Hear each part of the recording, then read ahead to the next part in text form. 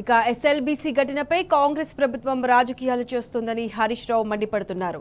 సొరంగంలో చిక్కుకున్న వారిని బయటకు తీసుకురావడంలో సర్కార్ నిర్లక్ష్యం చేస్తోందని ఆయన ఆగ్రహం వ్యక్తం చేస్తున్నారు. సీఎం రేవంత్ రెడ్డికి ప్రజల ప్రాణాల కంటే రాజకీయాలే ఎక్కువ అని ఆయన ఫైర్ అవుతున్నారు. ఘటనపై ఎప్పటికప్పుడు సమీక్ష చేయకుండా రేవంత్ సర్కార్ ఏం చేస్తోందని ప్రశ్నిస్తున్న హరీష్ రావుతో మా ప్రతినిధి లివిల్ Reddy face to face.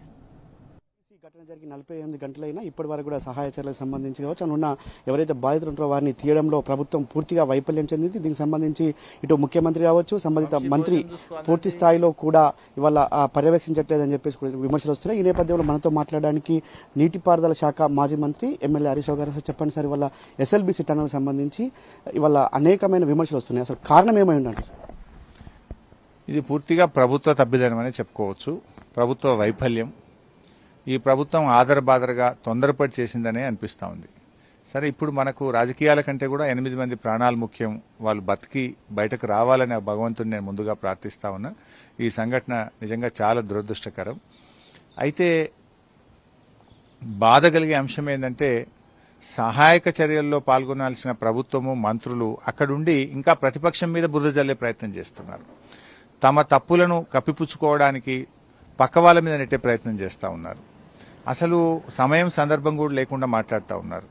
Uttam Kumar Reddy, Jupally Krishnarao గారు నిన్న అక్కడ బీఆర్ఎస్ పార్టీ మీద ఆరోపణలు చేయడం అవసరమా? Is it necessary? అసలు ముందు వాళ్ళని ఎట్లా బ్రతికించాలి, ఎట్లా బయటకు తేవాలని ఆలోచన చేయాలి. పోనీ అవన్నీ కరెక్టా? శుద్ధ అబద్దాలు, పచ్చి అబద్దాలు మాట్లాడుతున్నారు. ఏమంటున్నారు? బీఆర్ఎస్ హయాంలోనట అసలు పనే చేయలే, 10 ఏళ్లు పక్కకు పెట్టడం వల్ల వీళ్ళు ముట్టంగానే పడిపోయిందట. అది ఇంతకంటే బుద్ధి తక్కువ ముచ్చట, ఇంతకంటే అబద్దాలు, గోబల్స్ ఇంకోటి ఉంటాయా?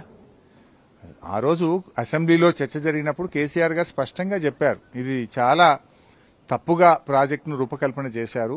ఈ సింగిల్ బోర్ టనల్ మిషన్ అందులో ఇరికిచ్చారు. ఇది బయటకు రాదు, లోపలికి పోదు, రోజుకు 1 మీటర్ కంటే ఎక్కువ పని జరగదు. ఈ రకంగా చేస్తే ఎన్ని సంవత్సరాలు జరుగుతుంది ఈ పని అని చెప్పి చాలా స్పష్టంగా చెప్పారు.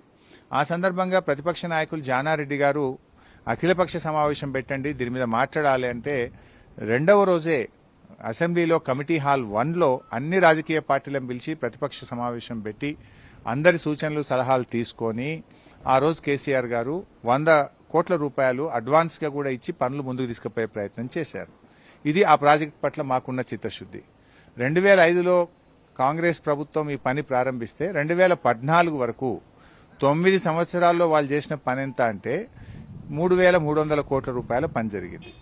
కానీ బీఆర్ఎస్ హయాంలో చూస్తే 3,900 కోట్ల రూపాయల పని జరిగింది. అంటే కాంగ్రెస్ హయాం కంటే కూడా 600 కోట్ల రూపాయల పని బీఆర్ఎస్ హయాంలోనే ఎక్కువ జరిగింది. ఇక పనే జరగలేదు, అసలు మూలకి పెట్టిందని ఉత్తమ్ కుమార్ రెడ్డి మాట్లాడితే అంతకంటే తెలివికి మాలిన చెత్త మాటలు ఇంకేమైనా ఉంటాయా? ఎందుకంటున్నా 12-13 కిలోమీటర్ల టన్నల్ బీఆర్ఎస్ హయాంలో తవ్వాం. మేము దిండి రిజర్వాయర్ నిర్మించాం, పెండ్లిపాకల బ్యాలెన్సింగ్ రిజర్వాయర్ నిర్మించాం. ఇవన్నీ పనులు కూడా మేము చేశాం. టనల్ తవ్వేటప్పుడు కూడా ముందు లోపలికి వెళ్లేటప్పుడు ఏమవుతుందంటే స్పీడ్కి వెళ్తుంది, అంటే లూజ్ స్ట్రాటా ఉంటుంది. అదేవిధంగా దగ్గరున్నప్పుడు ఫాస్ట్ గా ట్రైన్ లోపలికి వెళ్లి ఫాస్ట్ గా బయటకు వస్తుంది. లోపలికి వెళ్ళినా కొద్దీ వాటర్ సీపేజ్ ఎక్కువ ఉంటుంది. డిస్టెన్స్ పెరిగినా కొద్దీ ట్రైన్ లోపలికి పోవడం, బయటకు రావడానికి ఆలస్యం అవుతుంది. అందువల్ల డెఫినెట్ గా పని నెమ్మదిగా జరుగుతుంది.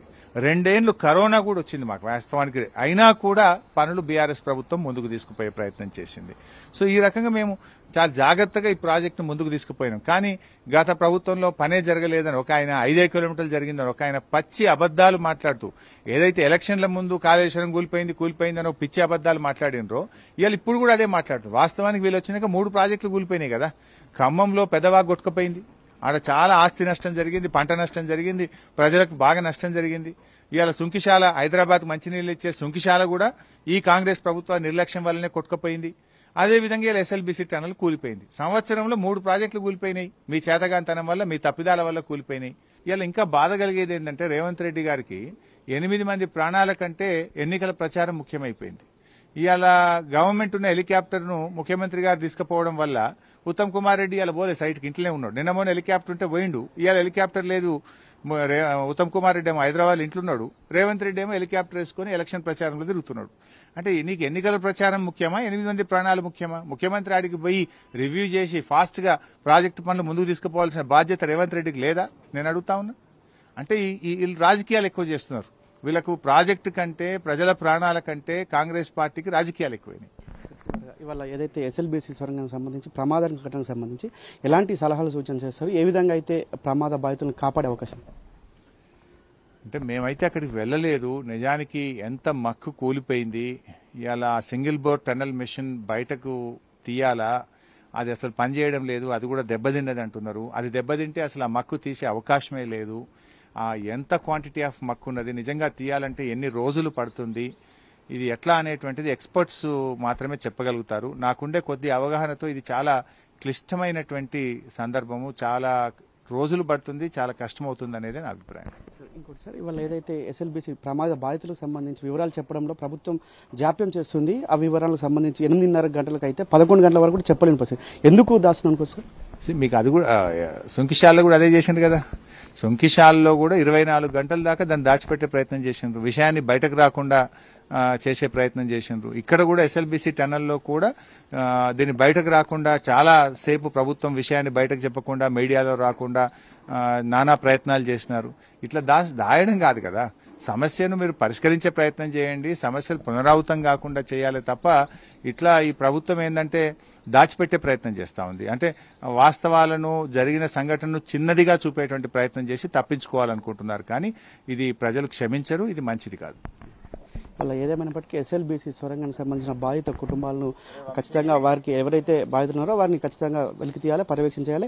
ఎస్ఎల్బీసీకి సంబంధించి ఇప్పటికైనా కేంద్రానికి సంబంధించిన అధికారులతో మాట్లాడాలి, వైల్డ్ లైఫ్ సాంక్షన్కి సంబంధించి ప్రత్యేకంగా చొరవ చూపాలి, అక్కడ జరిగిన ప్రమాదానికి సంబంధించిన వివరాలు ఎప్పటికప్పుడు వెల్లడించాలి. వాళ్ళ ముఖ్యమంత్రికి ఇక్కడ తీరిక లేదు, ప్రచారానికి వెళ్లారు తప్ప ఇక్కడ ప్రమాద బాధితులను పరామర్శించే తీరిక లేదని చెప్పేసి కూడా మాజీ మంత్రి ఎమ్మెల్యే హరీష్ రావు చెప్తున్నారు. కెమెరా పర్సన్ మధుతో లివిల్ రెడ్డి, టీ న్యూస్, హైదరాబాద్.